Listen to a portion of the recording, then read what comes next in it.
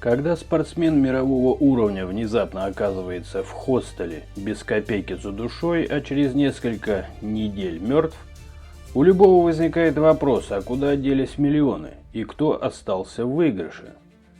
Янис Тима не просто баскетболист, он игрок, за плечами которого «Зенит», «Химки», «Олимпиакос», сборная Латвии. Его контракты оценивались в миллионы долларов.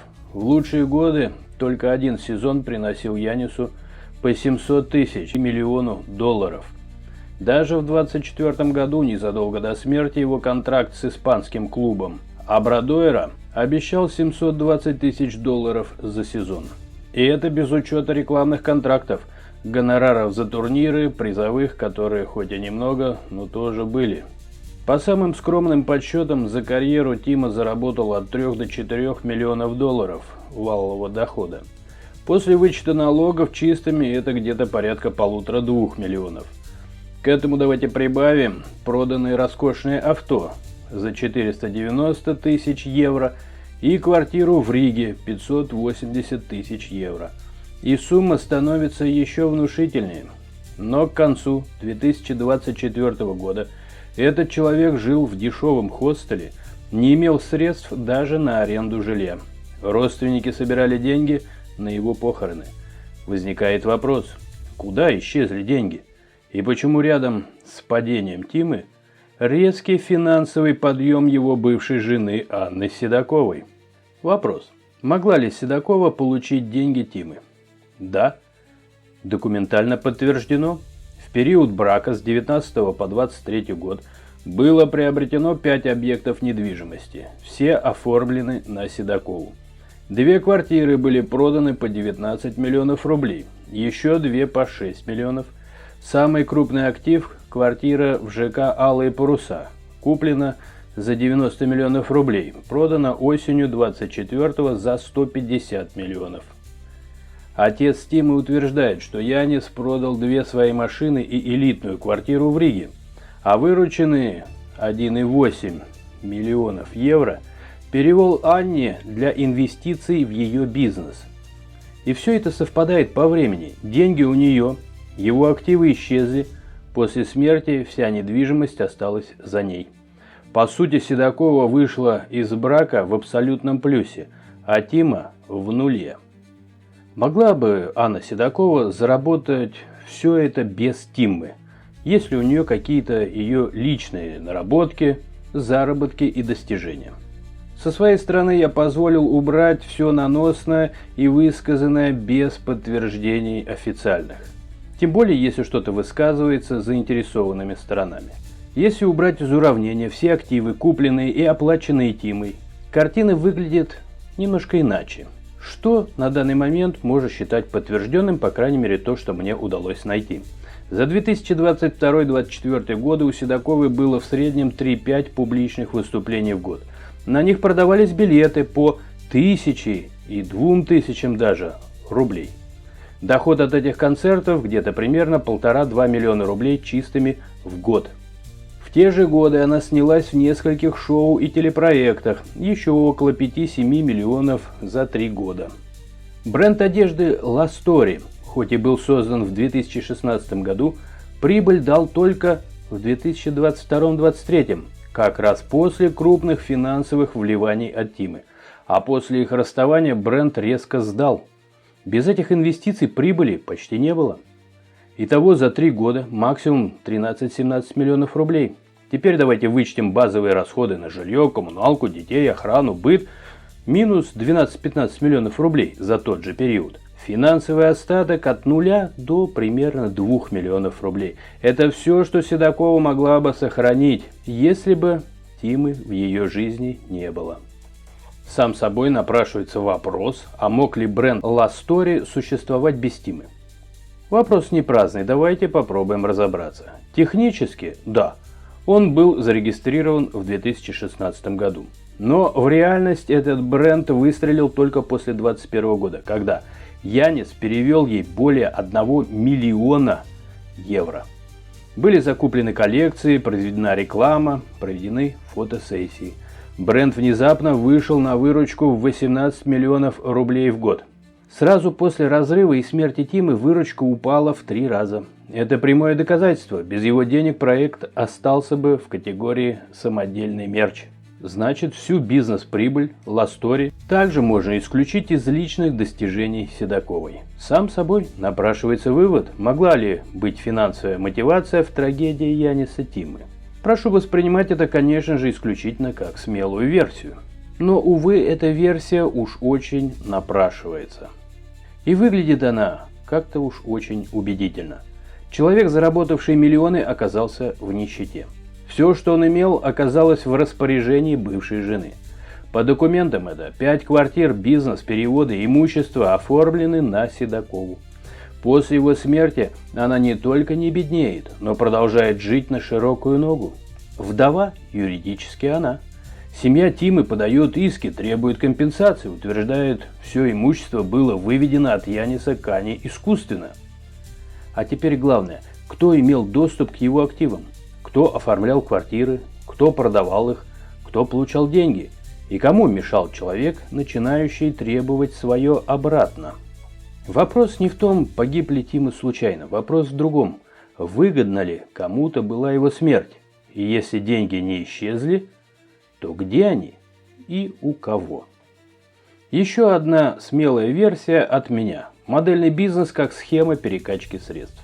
Есть в этой истории одна деталь, на которую сначала не обращаешь внимания. Ластори – бренд одежды и, как заявлялось, модельное направление. Красивые фото, яркая реклама, коллекции, шоурумы. Но как только исчезают деньги Яниса Тимы, исчезает и весь блеск проекта. Все в одночасье. И что мы видим? Бренд запущен давно, в 2016 году, но никакой значимой прибыли не приносил. До 2021 года почти полное отсутствие финансовых отчетов. С 2021 начинается рост, и в это же время Тима продает свои люксовые автомобили и квартиру в Риге. 1,8 миллионов евро переводится Анне Седоковой. Через год рекламная кампания, громкие заявления, публикации, новый этап, Ластори. Но как выглядит реальность? 22 год. Выручка 18 миллионов рублей. Прибыль 3,6 миллиона рублей. 23 год. Выручка падает в 3 раза, а прибыль до 527 тысяч рублей. 24 год. Уже ничего. Пусто. Обычно бизнесы не исчезают за месяц. Даже слабые бренды доживают, тянутся, что-то продают, используют запасы. А здесь ноль. Как отрезало. Будто проект жил только за счет чьих-то вливаний. Какой-то внутренней подпитки. И когда она прекратилась, здание рассыпалось, как карточный домик. Мог ли Тима это заметить? Он спортсмен, но явно не наивный человек. Он сам оплачивал маркетинг, запуск коллекций, вложения в проект. И он видел, что в ответ ничего не приходит. Ни отчетов, ни прибыли, ни дивидендов. Он мог начать задавать вопросы и, возможно, планировал вернуть активы, подать в суд и хотя бы заморозить счет. Именно в этот момент Ластори замирает. Жилье Тимы продается. Он остается без денег, а затем внезапно умирает. Проект, построенный якобы на моде, может быть просто удобной формой фиктивных затрат. Создатель визуального антуража. Фото, реклама, шоурум, все красиво, но за кулисами нет ни продаж, ни прибыли. Это не бизнес, это ширма. Деньги зашли, деньги растворились. Пирамида без внешней подпитки рушится моментально. А если Тима начал понимать это, возможно, он стал опасен. Давайте рассмотрим официальную версию развода, что также немаловажно в этой истории. Чтобы понять, был ли мотив, нужно понять отношения.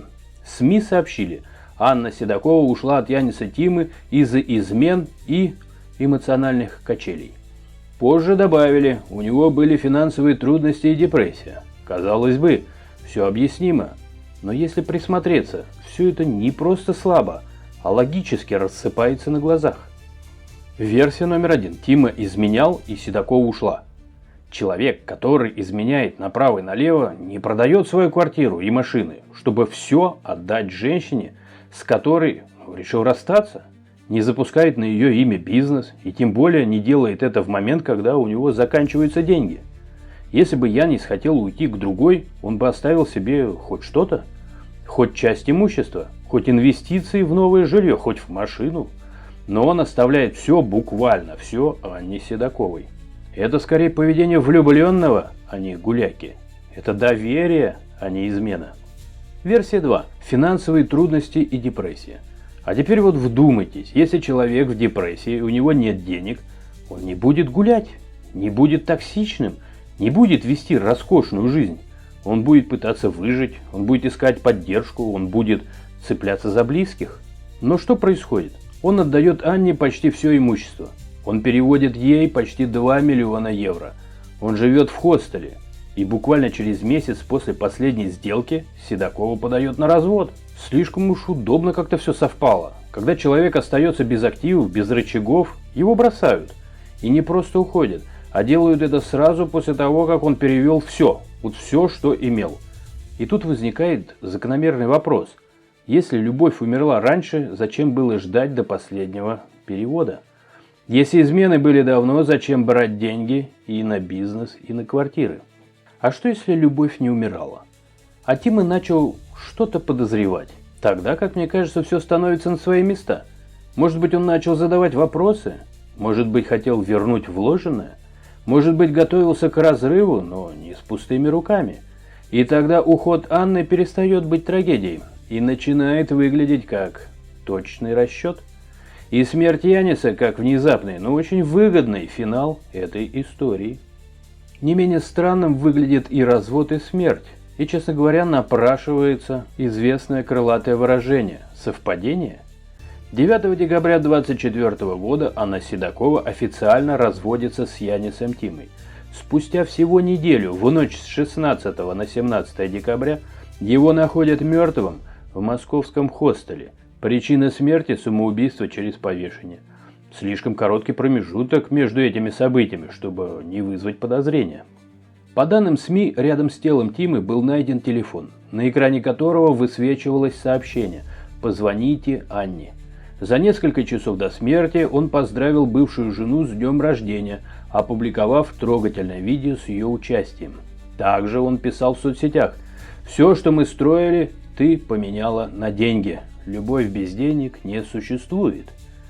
Человек, который еще неделю назад был женат, теперь мертв. Он оставил все имущество, деньги, бизнес своей бывшей жене. И теперь его нет. Это совпадение или тщательно спланированная операция? В последние дни жизни Тимы жил в хостеле, заселившись туда 14 декабря, всего за 2 дня до смерти. Он был в подавленном состоянии, выходил в прямые эфиры в соцсетях, где говорил о своей боли и даже упоминал суицидальные мысли. Если бы Тима не умер, он мог бы начать юридические действия по возврату своих активов. Он мог бы оспорить передачу имущества, потребовать отчеты по инвестициям в бизнес Седоковой, но он не успел или ему не дали.